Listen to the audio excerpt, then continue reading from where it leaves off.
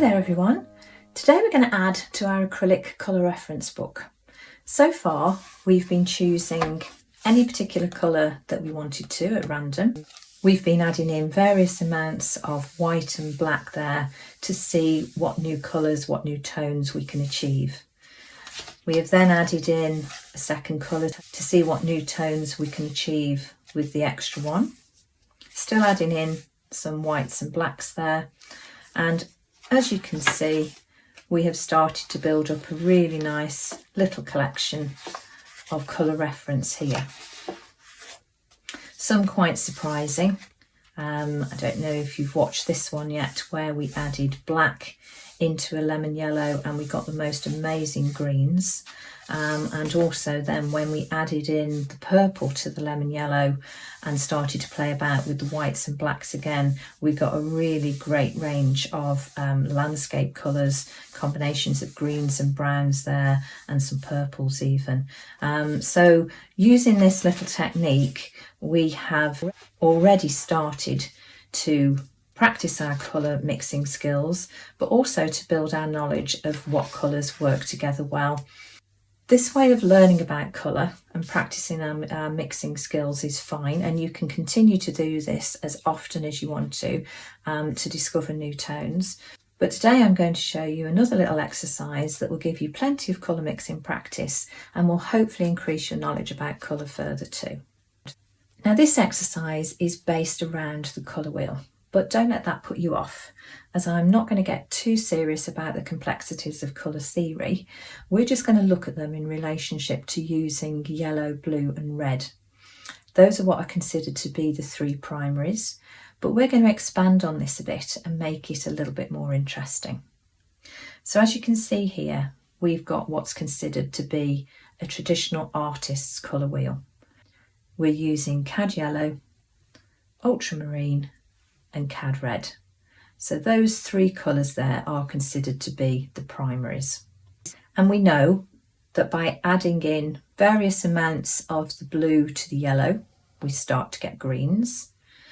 By adding in various amounts of the red to the blue, we start to get purples and maroons. And by adding in various amounts of the yellow to the red, we're going to start to get a variety of oranges there. Now I've extended this exercise a little bit. So rather than just produce a colour wheel in its basic sense, I've used what we've done previously, that by adding in some white to those outside colours, we start to create a new range of tones. And you can see here that we've got some nice pastel tones developing there. Also, continuing in the same vein as we have with the previous exercises, I've then added some black and white to those outside colours. And now we're starting to get some nice muted, subtle colours from that full range that we had to start with. And I'm only using these little masks to cover up various elements of it, just so that when you look at the whole thing, it doesn't become a little bit too overwhelming and confusing. So that's why I'm using these little masks here to help you see it a little bit more clearly. Now this might seem like a labour intensive thing to do, but just like when we have been working with these previously, it doesn't actually take that long to do. And the only way really that you're going to get better at identifying colours and using colours more interestingly in your work is by actually doing the colour mixing, to get to know your paints and what they'll do, and the ratio of paints. How much of one colour added into another colour will make a difference. So the actual practice of doing this, I feel, is an essential skill, and one that we should be practicing on a regular basis to really get to grips with colour. So as I said, this is the traditional artist's colour wheel.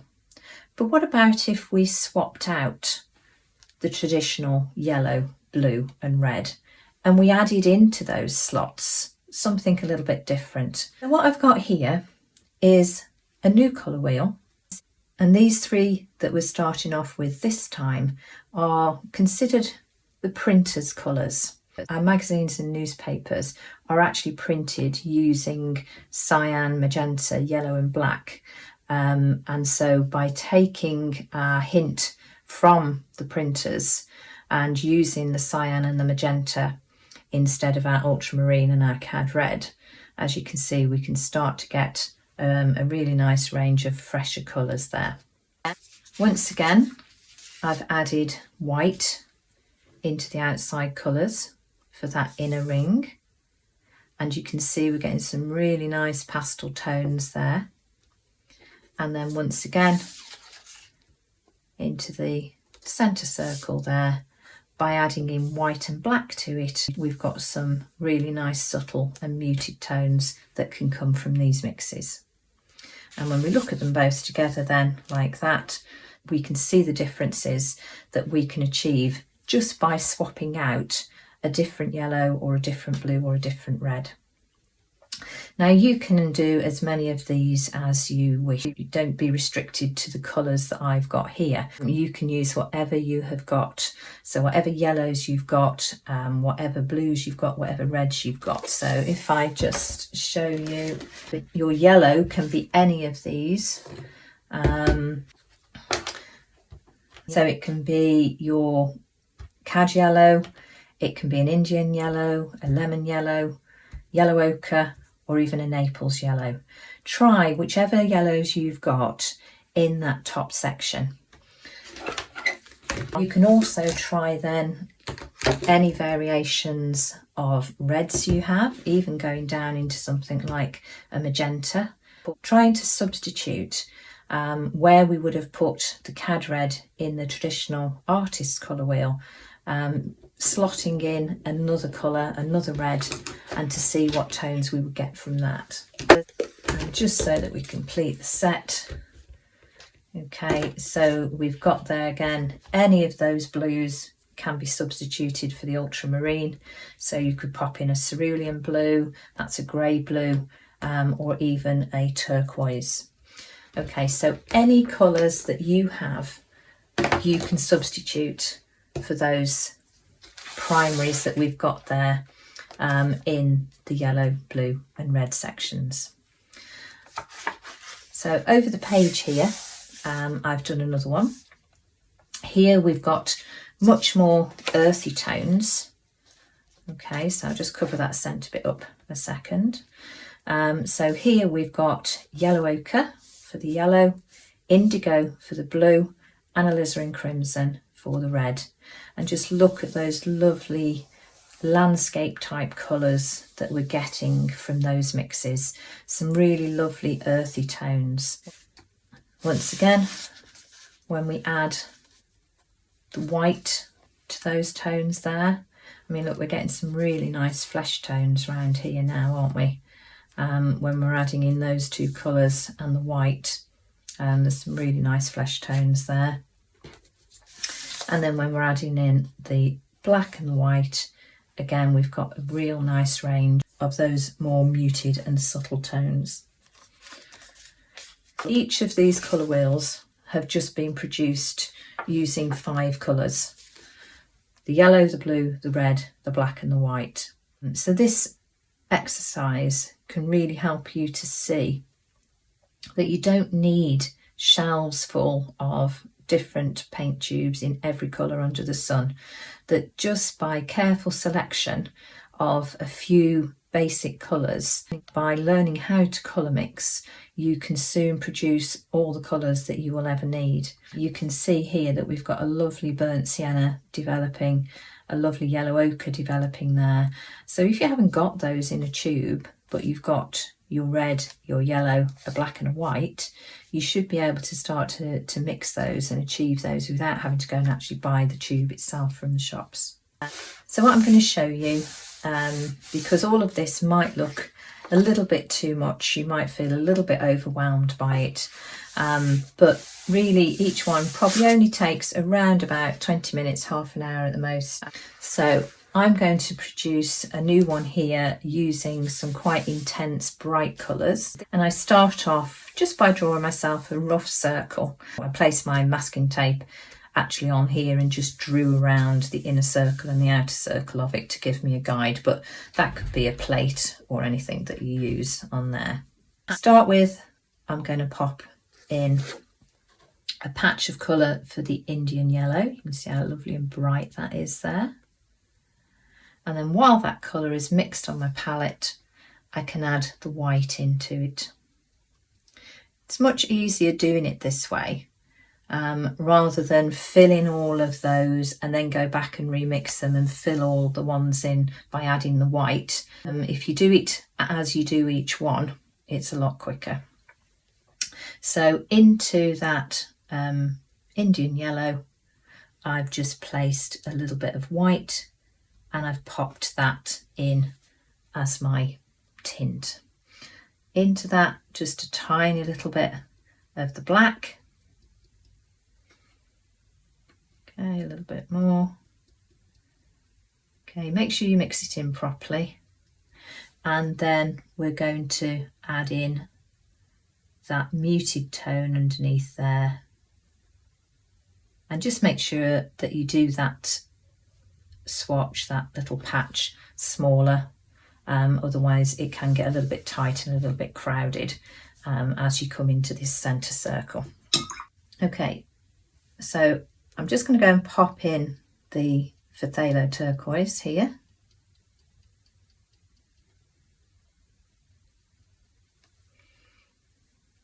Okay. And they're about thirds around your circle. There again, add white into that.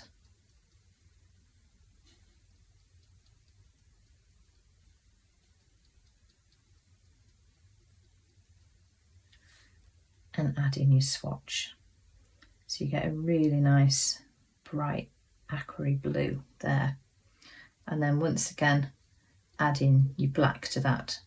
So it means that you're getting 3 swatches out of 1 colour mix on your palette, and you're not having to remix them all the time.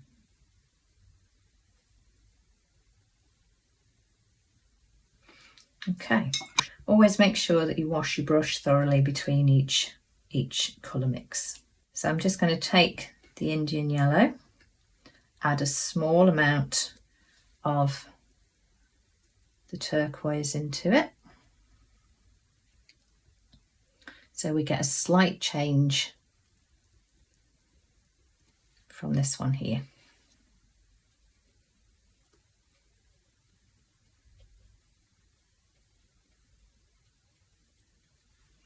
Add the white in.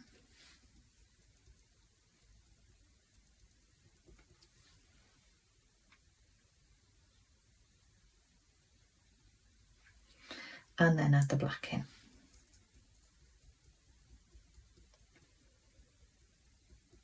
And these don't have to be perfect. Don't think you've got to stick to the lines. We're just wanting to see a patch of colour in there. Okay, wash your brush again. Taking the Indian yellow and a little bit more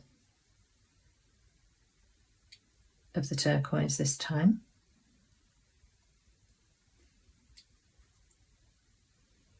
Touch more.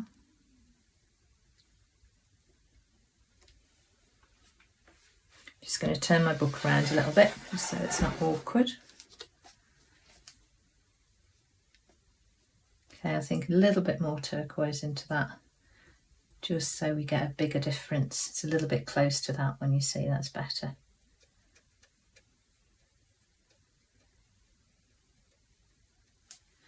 And then add some white into that one.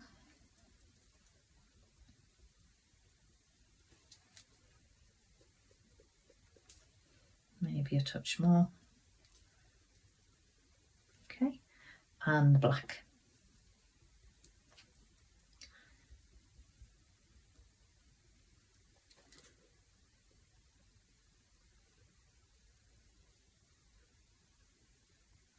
Okay, wash your brush again. This time I'm going to start off with the turquoise because that's the one that I'm going to have majority of the turquoise in this mix, and it's just going to be a little bit of the Indian yellow going into that. Touch more.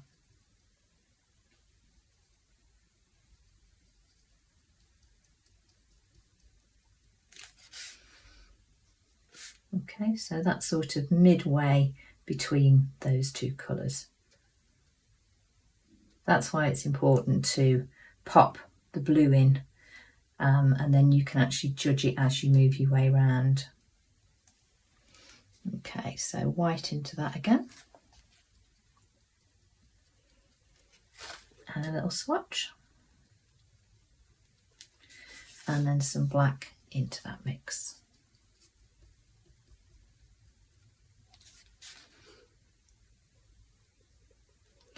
So you can see it doesn't take much time at all really. But the information that you get from this, all the time your knowledge is building. Just make sure that brush is nice and clean when you're moving on to a new colour so we don't get any contamination. And this one now is a quinacridone magenta. So this is just it in its raw state. So again, we're just going to pop that into the colour wheel at around about a third of the way round.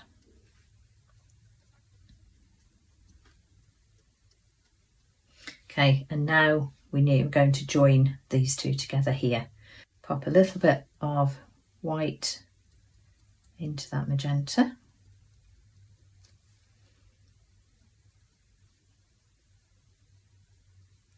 Just a touch more.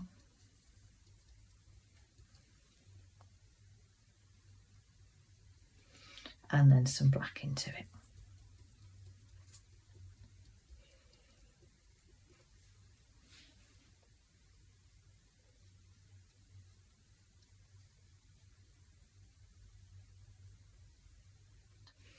Okay, so I'm going to start off with the magenta and add a little bit of the turquoise into it.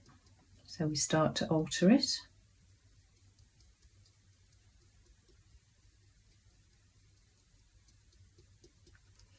See what that's like. Yep, that's okay, I think.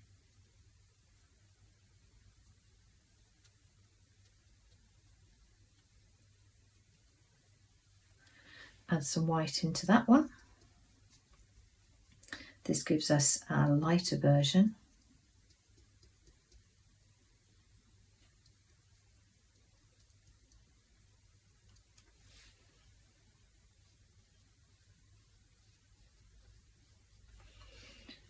And adding the black in desaturates it and gives us those nice, more muted tones. A little bit more, I think.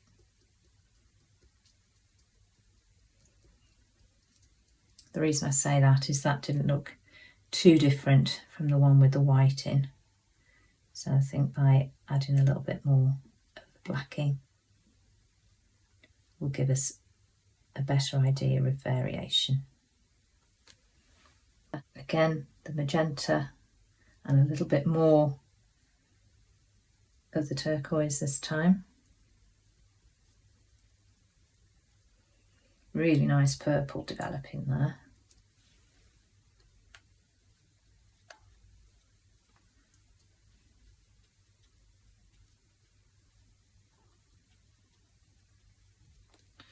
Again, we're going to add some white into that.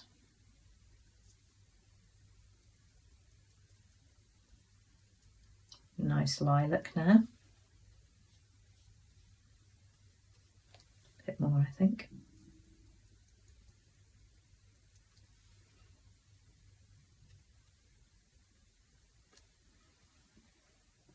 And some black. When you put your colours out on the palette, you hardly need any black at all really. It's with it being such a strong pigment, you only need a tiny amount of it to go into your colour mixes.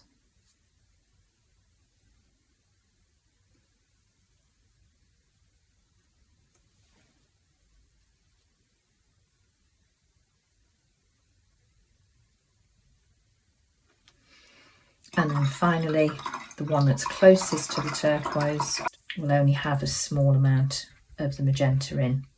So we're going to start off with that and then add a small amount of the magenta in.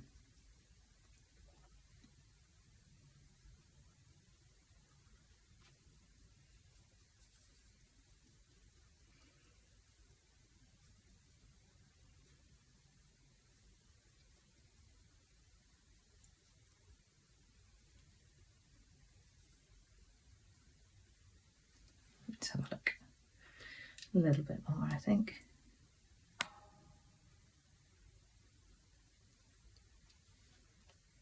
That's better.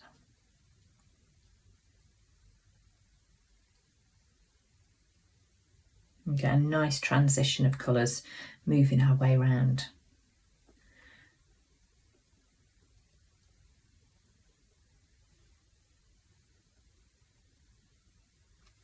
Some white into that one.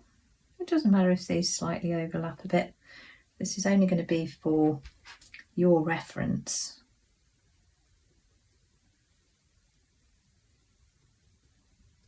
And of course, once these examples are done, it's not that you've got to do them again. They're there for you, especially if you keep them in this nice little book. It makes a great reference for you.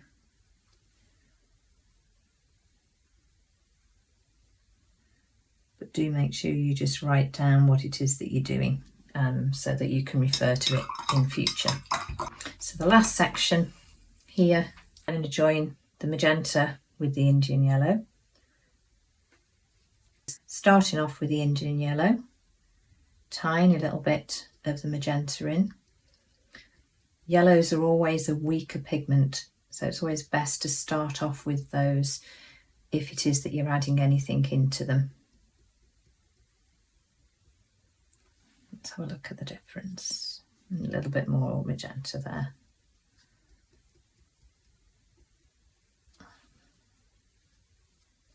That's a bit better.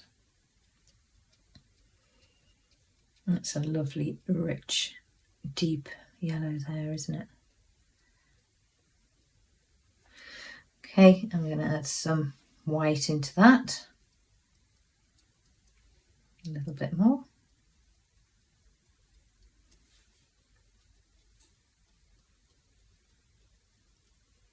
It's almost like a Naples yellow, that. And then I'm going to add some black into that one.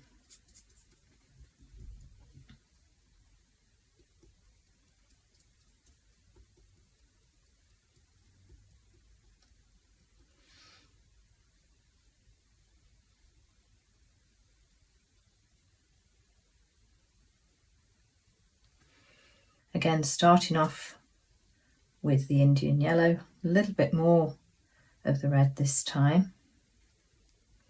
That might be too much.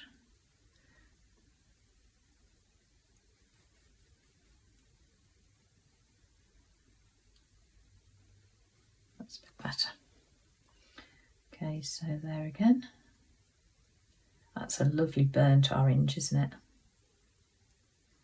And that's just from Indian yellow and quinacridone magenta. That's lovely.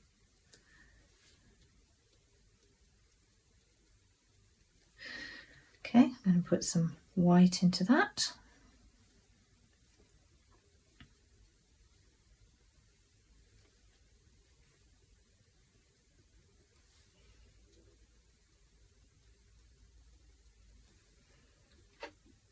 And a little bit of black.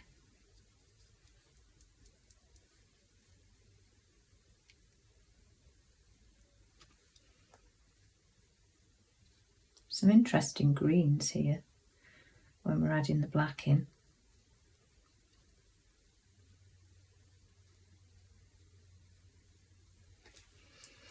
And then the last one,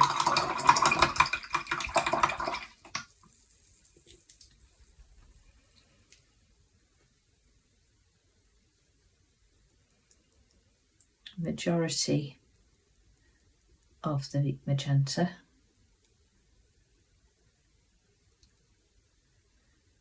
With just a little bit of the Indian yellow going in. These other patches are dry underneath, so that's fine for me to work on top. There won't be any colour contamination.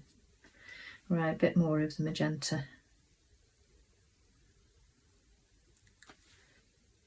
That's better. That's a gorgeous colour as well there. Okay, and some white into that one. That's producing quite a nice flesh tone actually. Sometimes when you get the flesh tone that's in the tube, it can be a little bit artificial. I always prefer to mix my own, but I tend to use burnt sienna for it, but it's actually quite nice, I'm thinking now, to use a mix of the magenta and the Indian yellow and add some white to it. And then we're going to add a little bit of black as the final touch in there.